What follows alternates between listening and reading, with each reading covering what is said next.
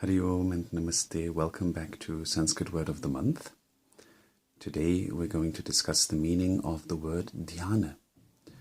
Dhyāna is derived from the Sanskrit root dhyāyam, which means to meditate, to contemplate, to ponder. Thus, the translation meditation is actually very apt.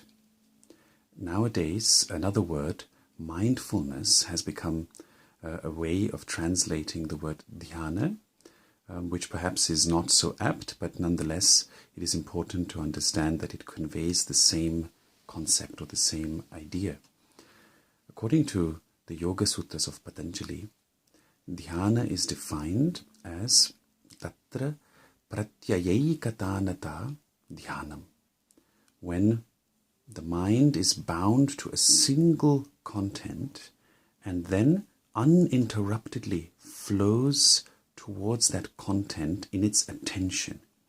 Or rather, we could say when our attention flows to a single content uninterruptedly, then that is called dhyāna.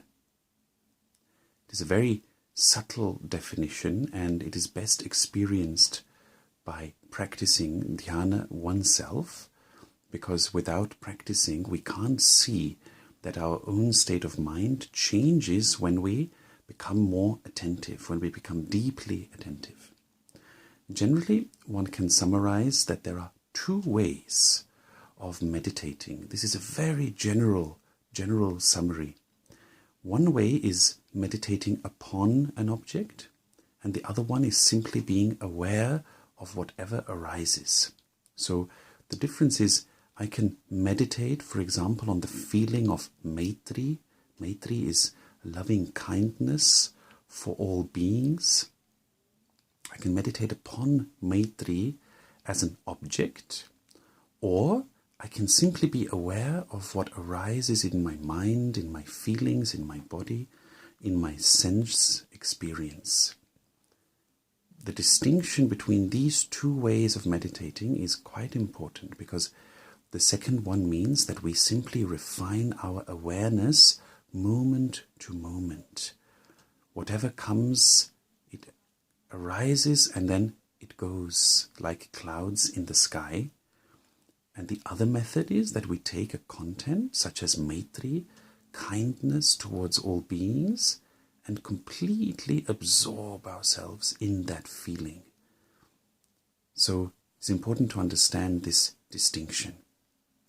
Thus, the best way of experiencing what dhyāna means is by practicing it.